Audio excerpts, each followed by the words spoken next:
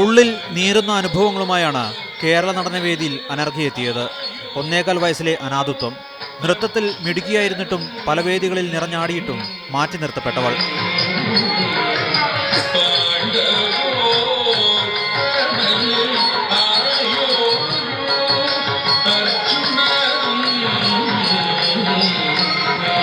അങ്ങനെയാണ് അനർഘ മുഖ്യമന്ത്രിയെ നേരിൽ കാണാൻ തീരുമാനിച്ചത്.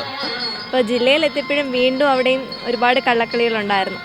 പിന്നെ ഞാൻ മുഖ്യമന്ത്രിക്ക് പരാതി കൊടുത്തതിൻ്റെ പിന്നിലാണ് അദ്ദേഹം വിജിലൻസ് ഓർഡർ ഇട്ടത്. അതിനിപ്പോൾ സംസ്ഥാന കലോത്സവത്തിൽ വിജിലൻസ് നിരീക്ഷണം അങ്ങനെ അദ്ദേഹത്തിൻ്റെ ഇതുണ്ട്. പിന്നെ ഇവിടെ ഞാൻ ബാലാവകാശം വഴി വന്നു. അതിന് 5000 രൂപ ഇവിടെ കെട്ടിവെക്കണമായിരുന്നു. അതും മുഖ്യമന്ത്രിയുടെ ഓഫീസിൽ നിന്ന് ഡയറക്റ്റായിട്ട് ഇടപെട്ട് അതും വേണ്ടി വന്നില്ല. തിരുവനന്തപുരം നാലാഞ്ചിറ സ്വദേശി രാധാകൃഷ്ണൻ നായരുടെ മരുമകൾ അങ്ങനെ പറയുന്നത് ഒരുപക്ഷെ നീതിയാകില്ല. അപ്പോൾ എനിക്കൊരു മോളുണ്ടായിരുന്നു.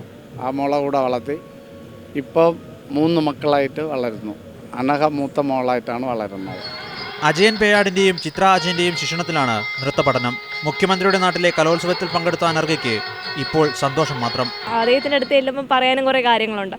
പിണറായിയിൽ വന്നു, ഇവിടെ ടൂറിസ്റ്റ് പുഴയോരം അവിടെ ചെന്നു, അദ്ദേഹത്തിൻ്റെ നാട്ടിൽ വന്നു, പറയുന്ന കുറച്ച് വിശേഷങ്ങളുമുണ്ട്. ക്യാമറ പേഴ്സൺ സഞ്ജു പറ്റമലിനൊപ്പം KB അരുൺ, ടീം മീഡിയ 1.